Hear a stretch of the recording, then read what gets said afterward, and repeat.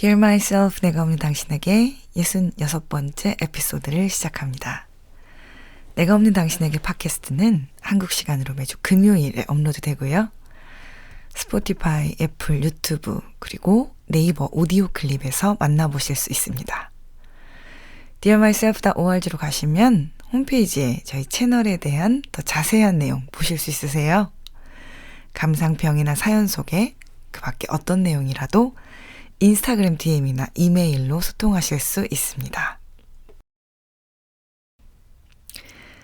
지난주 에피소드에서는 불안도 유전된다, 트라우마 유전된다, 살면서 일어난 충격적인 일들은 우리 몸 안에 유전자에게도 영향을 주고 그것이 되물림 된다더라, 이런 얘기 전해드렸죠. 그러니 가난도 되물림 된다, 불안도 유전된다, 트라우마 계속된다, 이런 말들은 그냥 말들이 아니었던 겁니다. 그래서 지난주엔 나에게 되물림되어 내 DNA에 새겨진 것은 무엇인지, 그리고 내가 사랑하는 자식에게 물려주고 있는 것들은 무엇인지 생각 한번 해보자 라고 말씀드렸었는데요. 오늘은 그런데 유전이니까, 내 DNA니까 그래서 그냥 살 거냐? 그러니까 그냥 내 가장 사랑하는 사람들에게 되물려주고 살 거냐? 아니면 다른 방법이 있냐? 이것에 대해서 좀 얘기를 해보려고 합니다. 우리는 이 지점에서 모든 유전은 다 발현되는가에 대해 생각해 볼 필요가 있습니다. 모든 것을 일괄적으로 말하기는 어렵습니다. 어떤 질병은 유전에 의한 발현이 90%가 되는 질병도 있고 10%가 되는 질병도 있습니다. 하지만 유전이 100% 발현되는 것은 거의 없다고 해요. 병도 그렇지만 삶의 방식도 그러하고 트라우마도, 불안도, 가난도 그렇습니다. 흔히 많이들 보셨겠지만 알코올 중독자인 한 아버지에게서도 알코올 중독자인 자녀가 있는가 하면 전혀 술을 하지 않는 자녀도 있습니다. 정말로 가난한 집에서 태어나 가난을 물려받은 사람도 있지만 가난을 넘어선 사람들이 주변에 많이 있습니다. 그러니까 부모의 불안이나 트라우마가 지금 나에게 보인다고 할지라도 그것을 내가 받아 발현할 수도 있고 아닐 수도 있습니다.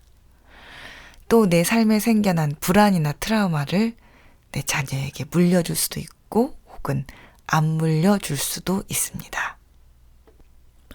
질병이나 고통, 트라우마나 불안이 유전으로 되물림되지 않기 위해서는 어떻게 해야 할까요? 제가 정답을 가지고 있지는 않지만 제가 공부를 해본 바로는 몇 가지 우리에게 도움이 되는 것들이 있어서 나누어 보려고 합니다.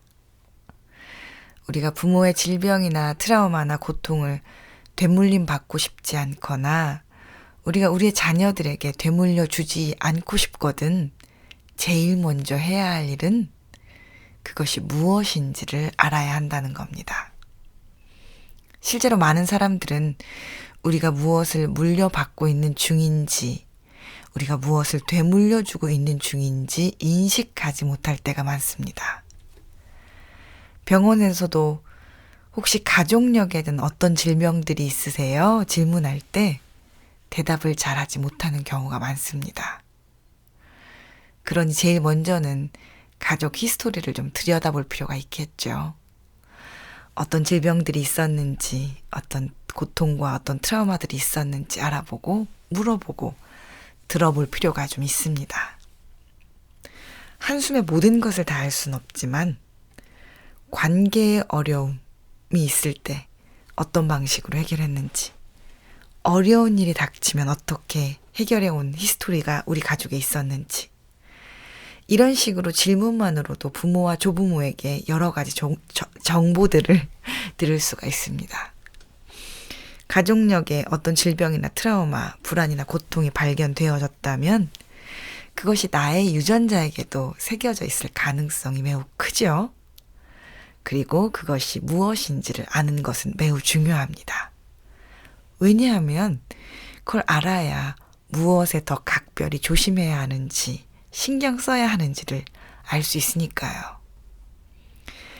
가족력에 당뇨에 관한 질병은 전혀 없지만 간에 관한 질병의 히스토리가 있다면 설탕이나 탄수화물보다는 술이나 과로에 대한 부분을 더 조심해야 하는 것처럼 말이죠. 자녀들을 생각해 볼 때도 그렇습니다.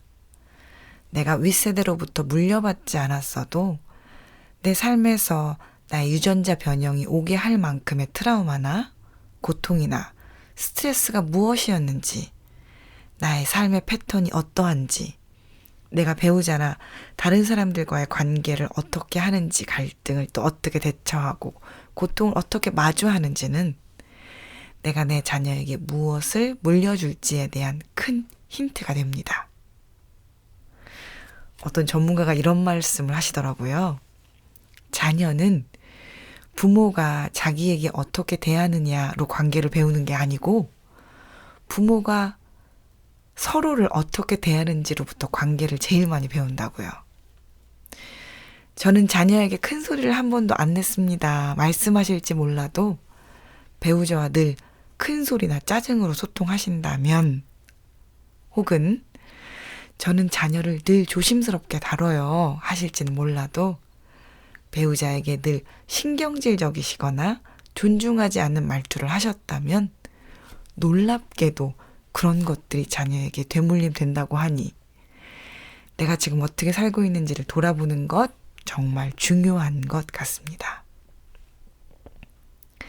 이렇게 잘 들여다보시면서 어떤 부분들이 나에게 되물림 되었고 나의 어떤 부분이 또 되물림 될 가능성이 있는지를 정리하실 수 있다고만 한다면 문제 해결의 반은 한 거라고 말씀드리고 싶습니다. 왜냐하면 일단 알게 되면 우리가 할 수 있는 것들이 있으니까요. 물론 안다고 다 해결되지는 않습니다. 아니까 그 부분에 대해서 해야 할 노력이 아마 엄청날지도 모르겠어요. 알코올 중독자 부모 밑에서 자라면서 술을 입에도 대지 않는 사람이 그냥 쉽게 되었을 리는 없습니다. 폭력 부모 밑에서 자신은 절대로 자녀에게 폭력을 쓰지 않는 부모가 되기 위해 아마도 이를 악물고 주먹을 불끈불끈 쥐어 자기 바지 주머니에 넣어 손을 쓰지 않아야 하는 날을 많이 보냈을 가능성이 큽니다. 가난을 정말로 자기 세대에 끊어내야 한다고 생각했던 많은 사람들은 그것을 위해 적당히 노력하지는 않았을 겁니다. 하지만 무엇을 위해 노력해야 하는지를 알게 되었다면 이제 한 걸음부터 시작하면 됩니다. 왜냐하면 반복적이고 지속적인 한 걸음은 우리의 유전자도 바꾼다고 하니까요. 실제로 과학계와 의학계에서는 어떤 유전자의 변형이 전 세대로부터 물려받은 유전자인지, 자신이 당한 어떤 트라우마나 충격 때문에 바뀐 유전자인지, 아니면 환경에 의해 바뀐 것인지 그 차이를 말하기는 어렵다고 합니다. 다시 말하면요, 이 모든 것이 유전자를 변하게 할 수도 있고 어떤 것이 더하다, 덜하다를 말하기가 어렵다는 것이죠. 그러니 반복적이고 지속적인 작용이 되는 환경에 의해서도 얼마든지 유전자가 바뀔 수도 있고 바뀌지 않아도 유전자를 넘어서는 일들을 할 수 있다는 겁니다. 요즘 EBS에서 데프콘이 진행하는 취미는 과학이라는 프로에 불안, 내가 문제인가, 뇌가 문제인가 라는 제목으로 데프콘과 과학자들이 모여서 이야기를 나누더라고요. 그 중에 화학자인 장홍재 교수님이 하신 말이 아직도 기억에 남습니다. 저는 수련 신봉자입니다 라고 말씀하셨는데요. 수련 혹은 연습 혹은 학습으로 달라지지 않는 것은 없다라는 취지로 하신 말씀이었어요. 여러분이 넘어서야 할 유전이 불안이든 가난이든 당뇨이든 암이든 그것이 발현되지 않을 수 있는 일들을 학습 혹은 연습, 혹은 수련하는 것을 시작하신다면 아무리 강한 불운의 유전자가 나에게 되물림되었다 하더라도 또는 아무리 강한 고통의 유전자를 자녀에게 줄 수밖에 없을 것 같을 때에도 여러분이 지금부터 한 걸음씩 하는 그 유전자를 넘어서는 일들을 하신다면 넘어지지 못하는 산은 없을 거라고 말씀드리고 싶습니다. 저는 일 중독을 유산으로 물려받아서 일을 멈추는 시간을 정해놓고 일이 마무리되지 못했을 때라도 멈추는 습관을 들이려고 애쓰고 있습니다. 같은 시간에 잠자리에 들려고 부지런히 애쓰고요. 8시간은 꼭 수면하려고 꽤나 노력합니다. 일에 요청이 들어오면 덮어놓고 예스하지 않으려고 매일 답장을 쓰고 2-3번 들여다보는 루틴을 연습 중입니다. 어쩌면 여러분의 DNA를 넘어서는 훈련은 생각보다 작은 걸음으로 시작될 수 있을지도 모릅니다.